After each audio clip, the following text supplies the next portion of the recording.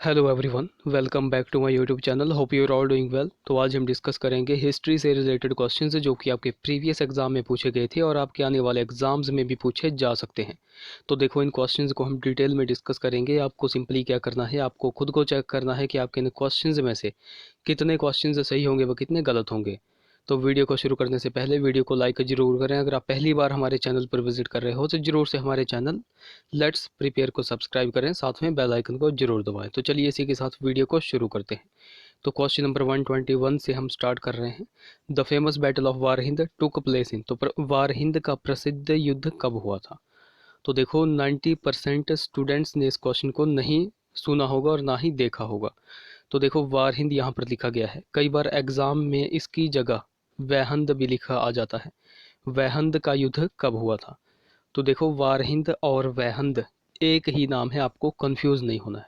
तो यहाँ पर पूछा गया है कि वारहिंद का प्रसिद्ध युद्ध कब हुआ था? तो ये हुआ था 1000 एडी में। ऑप्शन ए यहाँ पर करेक्ट, ऑप्शन बी यहाँ पर करेक्ट हो जाएगा। 1000 ईस्वी में यह हुआ था। ओके, तो इस वाले पॉइंट को आपको नोट रखना है। अच्छा, अब आपके माइंड में क्वेश्चन बन रहा होगा कि ये युद्ध कहाँ पर हुआ था, किसके मध्य हुआ था। तो मैं आपको बताता हूँ। देखो, इंडिया में जो है तो महमूद गजनवी ने भारत पर आक्रमण किया था। टोटल कितनी बार आक्रमण किया था? 17 बार इसने टोटल बार आक्रमण किया था। टोटल 17 बार इसने आक्रमण किया था महमूद गजनवी ने। तो देखो, यही एक युद्ध था 1008 में इसने कहाँ पर किया था? तो पंजाब के शाही वंश के राजा आनंदपाल के विरुद्ध यह युद्ध इसने किया था। आनंदपाल और महमूद गजनवी के बीच यह लड़ा गया था। ओके, तो इस वाले पॉइंट को आपको पहले नोट रखना है।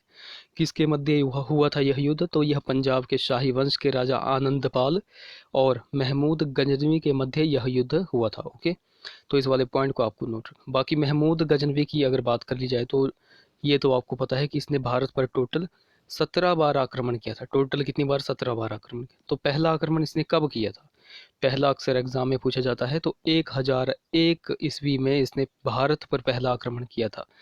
तो पंजाब में उसने पहला आक्रमण किया था। उस समय पंजाब का राजा भी अक्सर एग्जाम में पूछा जाता है। पंजाब का राजा उस समय था जयपाल। कौन था? जयपाल। अच्छा, इसका एक फेमस जो फेमस इसने आक्रमण किया था वो कौन सा था? तो एक फेमस आक्रमण किया था इसने 1025 ईस्वी में। 1025 ईस्वी में इसने एक फेमस आक्रमण किया था। वो कौन सा था? तो देखो, वह था इसका 16वां आक्रमण। पहले तो आपको ये नोट रखना है, वो इसका 16वां आक्रमण था। और कहाँ पर किया था? तो सोमनाथ मंदिर को इसने लूटा था। सोमनाथ मंदिर जो कि गुजरात में पड़ता है। ओके, तो देखो, इन सारे के सारे पॉइंट्स को आपको नोट रखना है। बाकी हमारे हिमाचल में भी इसने जो है तो आक्रमण किया था। कब किया था, कहाँ पर किया था, ये आपको नोट रखना है। देखो, इसने नगरकोट पर आक्रमण किया था, यानी कि कांगड़ा पर आक्रमण किया था 1009 ईस्वी में। कब? 1009 ईस्वी में इसने कांगड़ा पर आक्रमण किया था। और ब्रजेश्वरी मंदिर को नष्ट कर दिया था। ब्रजेश्वरी मंदिर कहाँ पर है? तो ये कांगड़ा डिस्ट्रिक्ट में है। ओके, तो उस समय कांगड़ा का राजा कौन था? तो कांगड़ा का राजा भी अक्सर एग्जाम में पूछा जाता है। तो जयचंद आपको ध्यान रखना है। जयचंद की जगह कभी कभी जगदीश चंद भी आपको लिखा मिलेगा, आपको कंफ्यूज नहीं होना है। ओके, फिर यहीं से एक क्वेश्चन बनता है कि ये जो महमूद गजनवी है यह एक तुर्क था। ओके, यह एक तुर्क था। तो यहाँ पर क्वेश्चन बनता है कि नगरकोट पर तुर्कों का कब्जा कब से कब तक रहा? तो देखो, नगरकोट पर तुर्कों का कब्जा 1009 ईस्वी से लेकर के 1043 ईस्वी तक यह रहा था। कब से कब तक? 1009 ईस्वी से लेकर के 1043 ईस्वी तक नगरकोट पर तुर्कों का कब्जा रहा था। तो देखो, इन सारे के सारे पॉइंट्स को आपको अच्छी तरह नोट रखना है। अगले क्वेश्चन की बात करें, क्वेश्चन नंबर हमारा 122 है। The famous seven Ratha temples which were built by the Pallava kings is located at। तो प्रसिद्ध 7 रथों का मंदिर जो पल्लव राजाओं ने बनवाया था कहाँ पर स्थित है? तो देखो, इन 7 रथों का मंदिर, इस मंदिर को हम एकाश्म मंदिर भी कहते हैं। एकाश्म मंदिर, पहले तो आपको ये पॉइंट नोट रखना है, एकाश्म मंदिर भी इसको कहते हैं। तो कई बार आपसे यह भी पूछ लिया जाता है कि एकाश्म मंदिर का निर्माण किसने किया था। एकाश्म मंदिर को और किस मंदिर के नाम से जानते हैं? तो 7 रथों का मंदिर भी इसको कहते हैं। तो ये सारे के सारे पॉइंट्स आपको नोट रखने हैं। तो देखो, प्रसिद्ध 7 रथों का मंदिर जो पल्लव राजाओं ने बनवाया था कहाँ पर है? तो ये है महाबलीपुरम में। ऑप्शन यहाँ पर सी करेक्ट हो जाएगा। ओके, सी करेक्ट हो। अच्छा, पल्लव राजाओं के बारे में यहाँ पर बात करी गई है। तो पल्लव राजाओं के बारे में आपको बेसिकली ध्यान रखना है। पल्लव वंश की स्थापना किसने की थी? तो पल्लव वंश की स्थापना की थी सिंह विष्णु ने। किसने? सिंह विष्णु ने। ये भी अक्सर एग्जाम में क्वेश्चन बनता है। ओके, सिंह विष्णु ने। अब यहाँ पर बात करी गई है 7 रथों का मंदिर यानी कि एकाश्म मंदिर। तो आपको ध्यान रखना है इसका निर्माण किस किस राजा ने किया था? तो एक पल्लव राजा था। कौन था पल्लव राजा? नरसिंह नरसिंह वर्मन प्रथम। नरसिंह वर्मन प्रथम। तो यहाँ पर भी आपको कंफ्यूज नहीं होना है, यह नरसिंह वर्मन प्रथम ने इस मंदिर का निर्माण किया था। एक नरसिंह वर्मन द्वितीय भी है, बट ये प्रथम है। ओके, प्रथम को आपको नोट रखना है। तो देखो नरसिंह वर्मन प्रथम ने इस मंदिर का निर्माण किया था। अच्छा, नरसिंह वर्मन प्रथम के बारे में 2 पॉइंट आपको नोट रखने हैं। एक तो इसने वातपी कोंड वातपी कोंड की उपाधि धारण की थी। वातपी कोंड, ये एग्जाम में बहुत बार क्वेश्चन बनता है कि किस राजा ने वातपी कोंड की उपाधि धारण की थी? तो नरसिंह वर्मन प्रथम ने धारण की थी। एक और क्वेश्चन यहाँ से बनता है कि किसके शासनकाल में चीनी यात्री हुएनसांग जो है तो कांची आया था? कहाँ पर? कांची अक्सर एग्जाम में पूछा जाता है। तो किसके शासनकाल में हुएनसांग कांची आया था? तो आपको नोट रखना है नरसिंह वर्मन प्रथम के शासनकाल में जो है तो ये चीनी यात्री ह्वेनसांग कांची आया था। तो देखो इन सारे के सारे पॉइंट्स को आपको नोट रखना है।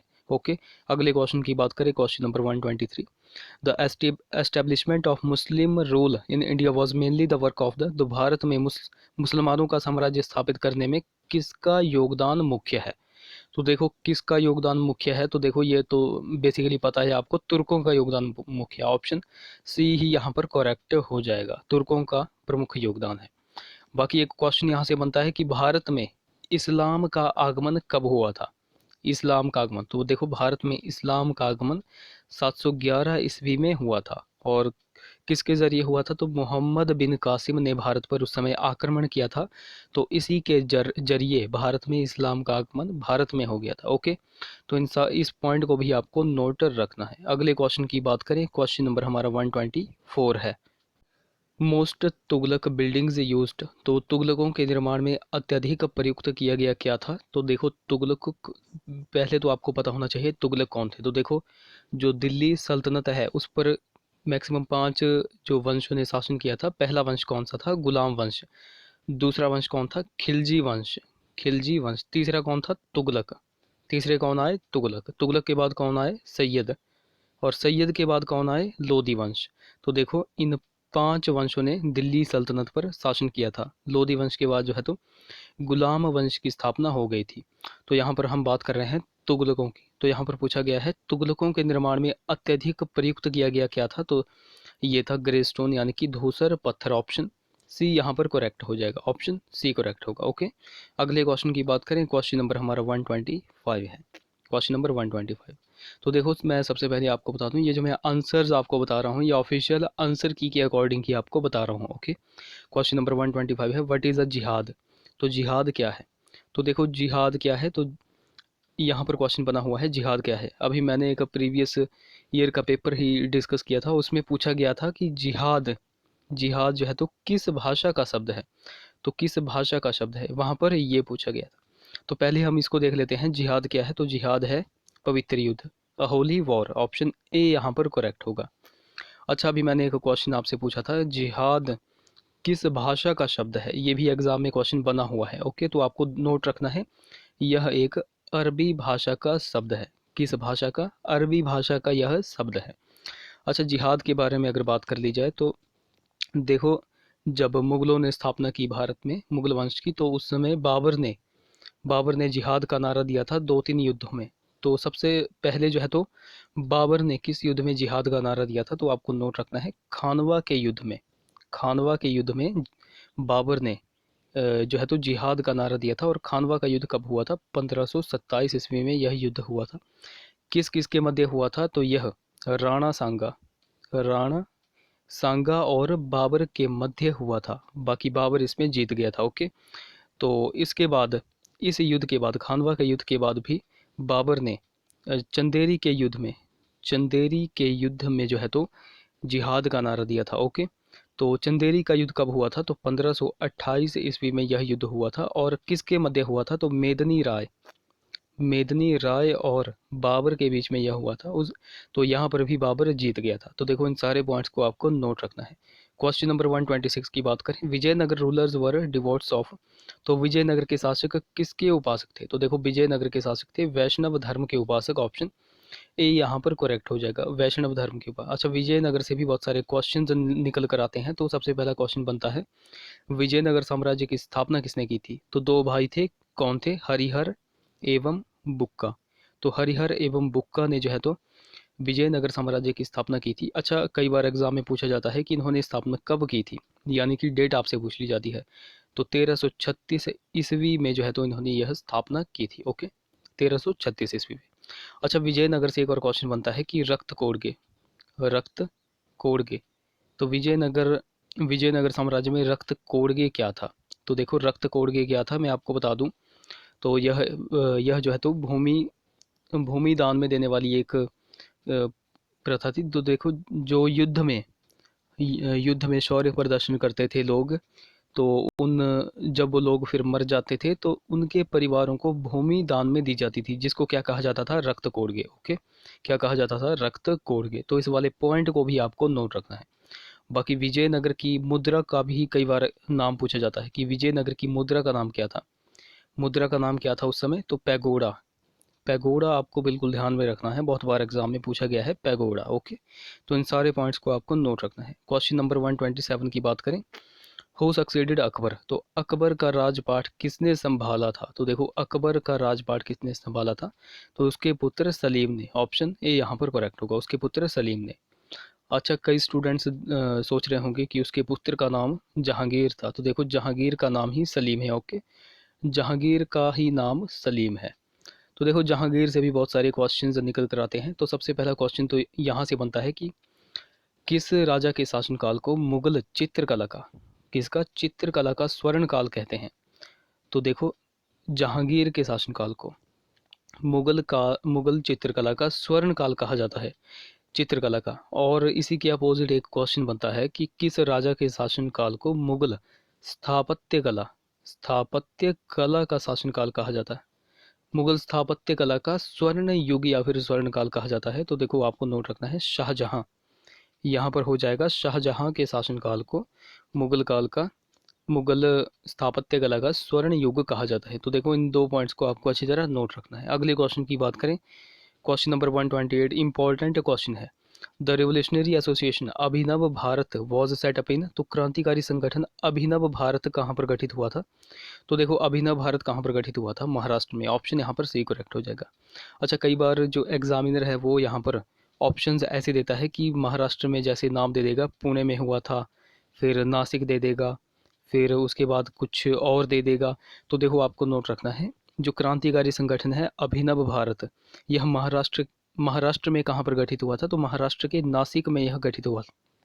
ओके, तो नासिक आपको बिल्कुल अच्छी तरह नोट रखना है, नासिक में यह संस्था गठित हुई थी। ओके, अच्छा नासिक में यह संस्था गठित हुई थी, किसने इसकी स्थापना की थी? तो देखो वी डी सावरकर ने इस संस्था को स्थापित किया था, वी डी सावरकर ने। अच्छा, यह संस्था स्थापित कब की गई थी? तो 1904 आपको नोट रखना है, कब की गई थी? 1904 में यह स्थापित की गई थी। बाकी यह जो संस्था थी अभिनव भारत, यह एक गुप्त संस्था थी, इस वाले पॉइंट को भी आपको नोट रखना है, यह भी एग्जाम में बहुत बार बना हुआ है। तो देखो ये जो संस्था थी अभिनव भारत, यह 1904 में स्थापित हुई, अभिनव भारत।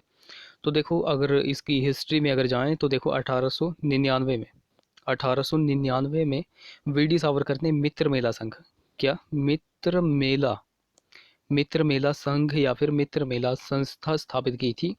तो उसी को परिवर्तित करके 1904 में इसका नाम क्या कर दिया गया? अभिनव भारत, अभिनव भारत।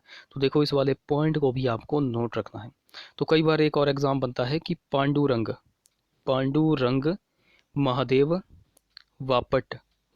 वापट, तो पांडुरंग महादेव वापट का संबंध किस संगठन से था या फिर किस संस्था से था? तो देखो इस वाले क्वेश्चन को भी आपको नोट रखना है, ये क्वेश्चन तो डेफिनेटली एग्जाम में बहुत बार पूछा गया है। तो देखो पांडुरंग महादेव वापट का संबंध किस संस्था से था? तो ये अभिनव संस्था से इनका संबंध था। ओके, अभिनव संगठन से इनका संबंध था। इस वाले पॉइंट को आपको नोट रखना है। ओके, अगले क्वेश्चन की बात करें, क्वेश्चन नंबर 129।